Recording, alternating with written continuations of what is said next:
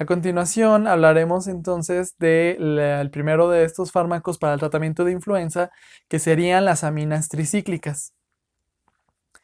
Estos componentes, como podemos observar aquí del lado derecho, derivan de una molécula que se llama adamantano, ¿sí? A lo mejor esta palabra adamantano le suena un poquito como familiar, sobre todo pues a la palabra diamante, y precisamente de ahí recibe su nombre.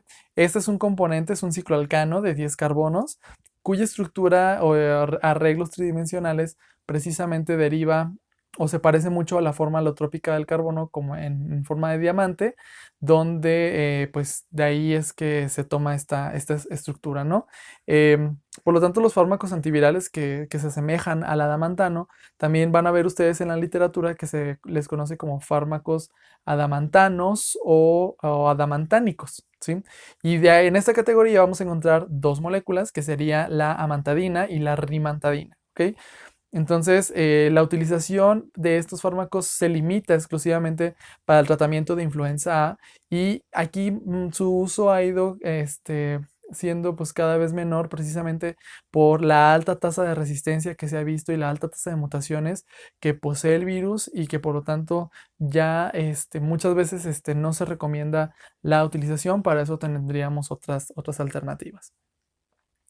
El mecanismo de acción de los fármacos adamantánicos o las aminas tricíclicas es precisamente, habíamos mencionado en el video pasado, que el virus, para que pueda lograr la liberación del genoma viral hacia el citoplasma y posteriormente hacia el núcleo de la célula, necesitaba desensamblarse, ¿sí? Y esto lo lograba precisamente a través de un cambios o modificaciones en el pH endosomal, y nosotros sabemos que para que pueda ocurrir eso necesitamos que haya transporte de iones mediante una serie de canales, y en el caso de la estructura del virus, quien cumple esta función es las proteínas de matriz de tipo M2, ¿sí?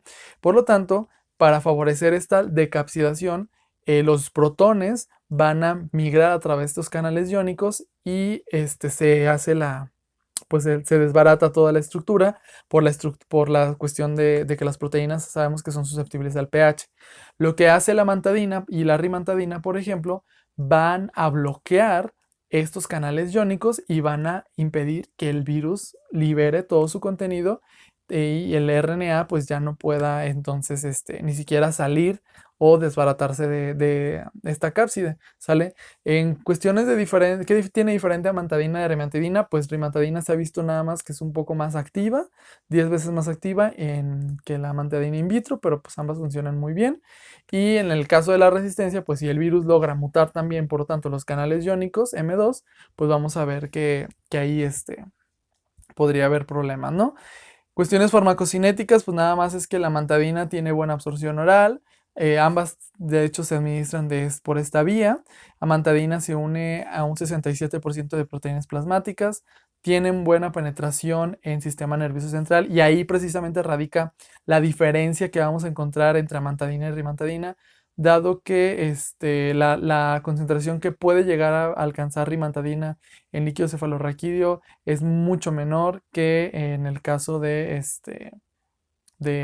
amantadina, ¿sale? La vida media es más prolongada con rimantadina, eso también podría ser una diferencia, y la excreción es renal en el caso de la amantadina, mientras que en el caso de la rimantadina sí sufre un metabolismo hepático por reacciones de hidroxilación, conjugación, glucurinación, antes de que se excrete vía urinaria. Entonces aquí sí sería importante nada más hacer ajuste de dosis en pacientes que lleguen a tener insuficiencia hepática, ¿sí?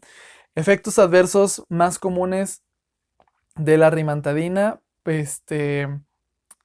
y de la amantadina, de hecho también rimantadina posee menos efectos adversos. Los más comunes serían gastrointestinales, algunas afectaciones en sistema nervioso central como nerviosismo, dificultad de la concentración, insomnio, ataxia, etcétera. Y lo que sí pudiera llegar a ser un poquito como más grave es que, dada la alta tasa de penetración que ambos fármacos poseen en sistema nervioso, se ha visto además que pueden llegar a interferir con el metabolismo de la dopamina. Si recuerdan muy bien, cuando estuvimos hablando en nuestra primera unidad de los fármacos que se utilizan para el tratamiento de la enfermedad de Parkinson, había tocado un poquito así muy superficialmente a esta amantadina. Entonces, ahí se ha visto que se ayuda se restablece sobre todo los niveles de dopamina. Entonces, aquí en un paciente que normalmente no tiene este déficit o esta descompensación de dopamina, puede darse el caso que se alteren los niveles de dopamina y directamente generar efectos como los mencionados, ¿no? Convulsiones, movimientos involuntarios, agitación, etcétera, etcétera, que pudieran ser importantes. Entonces, esas serían las características más importantes de las aminas tricíclicas. Y finalmente vamos a tener entonces a los inhibidores de la neuraminidasa, ¿sale? En este caso son también conocidos como análogos del ácido ciálico.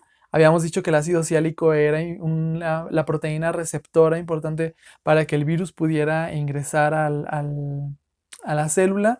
Y en este caso, pues vamos a ver que son importantes o tienen muy buen efecto tanto para el tratamiento de influenza A como de influenza de tipo B y no suelen interferir con la inmunidad que se confiere con la vacunación, ¿sale? Entonces aquí vamos a encontrar dos fármacos que son oseltamivir y zanamivir. Ahorita vamos a ver las diferencias, ¿no? En la parte de abajo podemos encontrar un esquema, una imagen que me gustó mucho, que tiene que ver pues cómo estos fármacos, al ser análogos del ácido ciálico, entonces pueden llegar a bloquear y pueden impedir, en este caso, tanto la entrada, ¿sí? Pero también, como vamos a mencionar enseguida, la salida de los viriones depende de la neuraminidasa. Entonces, estos fármacos pueden llegar a impedir o bloquear que el virus salga y por lo tanto impedir la diseminación como tal. Entonces, no interfiere con la síntesis de ácidos nucleicos, no interfiere con los procesos que ocurren a nivel intracelular, pero sí con el último paso que sería la liberación de los viriones.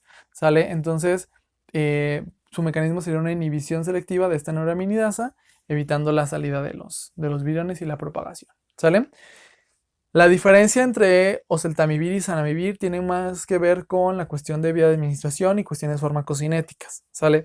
Entonces, oseltamivir, también se le conoce este fármaco como el Tamiflu, ¿sí? Pues de ahí el nombre, oseltamivir o Tamiflu.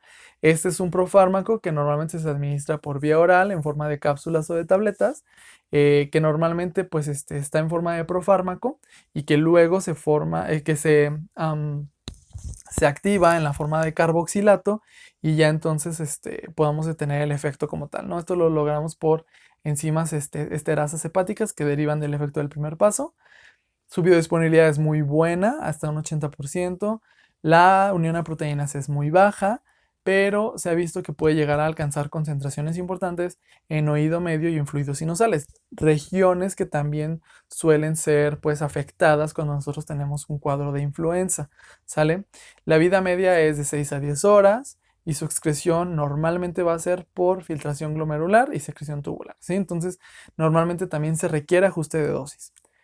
La diferencia que vamos a encontrar con zanamivir es que zanamivir, la vía de administración es inhalatoria, ¿sí? Normalmente es un polvo que tiene que ir vía inhalada, entonces este tipo de vía pues nos ayuda a que entre un poquito como más en contacto más directo con las mucosas, pero el fármaco pues puede llegar a quedarse un poco más de tiempo también, por ejemplo, en pulmones o en orofaringe, ¿sí? Y los efectos adversos a los cuales se asocian cada uno de ellos, pues tienen que ver también con la vía de administración. Oseltamivir suele causar, por ejemplo, afectaciones gastrointestinales, náuseas, diarreas, incomodidad o malestar gastrointestinal. Entonces, si nosotros ingerimos alimentos con oseltamivir, logramos mejorar un poquito, aliviar esos síntomas. Y en el caso de zanamivir, pues como la inhalación es vía, pues con este polvo, puede llegar a generar como comezón, irritación, incomodidad en nasales o en la garganta. Y en pacientes que lleguen a tener, por ejemplo, afectaciones de vías respiratorias como EPOC, enfermedad pulmonar obstructiva crónica, no se recomienda y de hecho está contraindicado porque puede llegar a generar pues broncoespasmos, tos, etcétera. Entonces ahí la única manera es oseltamivir, ¿sale? Entonces serían como las diferencias en estos dos fármacos. Entonces, pues llegamos a la conclusión al final de esta presentación.